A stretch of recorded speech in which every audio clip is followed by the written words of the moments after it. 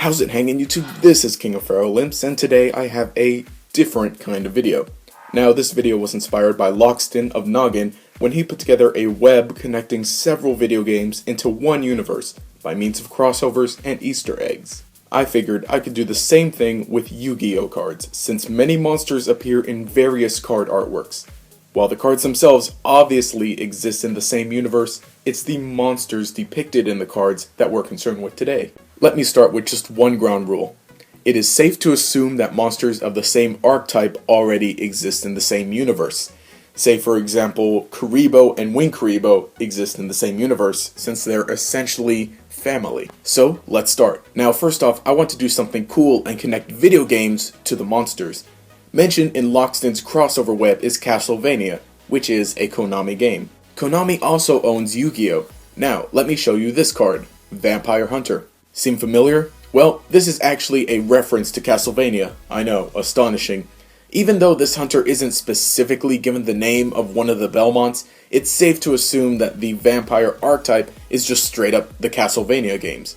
I mean, they already did this before where one card was just straight up Gradius. Now that this connection is made, let me get started. Now, since Vampire Hunter exists in this small portion of the universe we've created, it's safe to assume that every vampire also exists. Just like Vampire Lord. Vampire Lord appears in the artwork of Mark of the Rose, so that connects vampires to the Rose archetype, which then connects us to Black Rose Dragon, which is straight up support for the Rose archetype.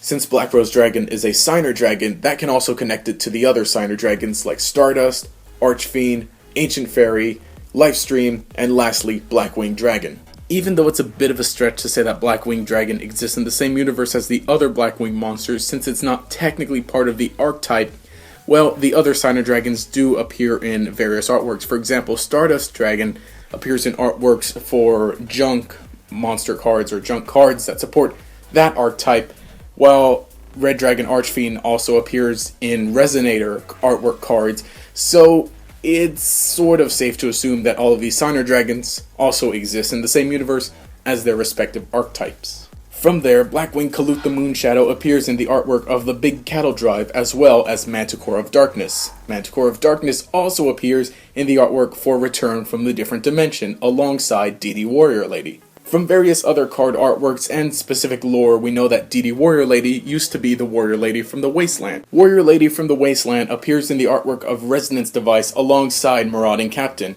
who has fought Jigobite in all his various forms in many different card artworks. Jigobite, or Gagagigo, depending on what you see him as, is the familiar of Familiar Possessed Area. Area and all the other Charmers, as well as their familiars, also exist in the same universe. From here, we know that Area eventually became Gishki Ariel, and Wynn eventually became Winda Priestess of Gusto. That then connects us to the Duel Terminal series. From here, there are many archetypes in the Duel Terminal series alone. Worms, Gusto, Ice Barrier, Naturia, Nekroz, Clyforce, the list goes on. So this means that Winda has a chance at being in Smash Bros. But not really. Alternatively, there is a different route you can take. From Black Wings, you can go into the card artwork of Black Return, which features Bora as well as Barkion. And then from Barkion you can connect it to Naturia and the rest of the Duel Terminal series.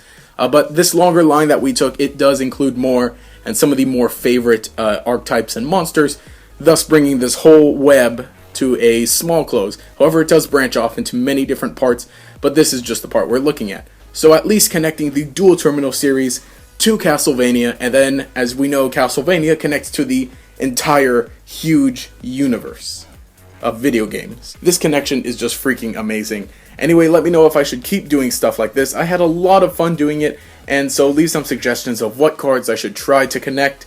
There are many different cards that can also eventually connect to this portion, and thus to video games. But of course, cards in their separate universes do also have stories that I could look at and analyze and then just kind of piece together for you all. Leave some suggestions and let me know. Personally, I'd like to go over the history of the Mist Valley or the Solemn cards. Anyway, if you enjoyed the content, remember to subscribe. Also leave a like and a comment to show your support. This has been King of Pharaoh Imps. Have a nice day.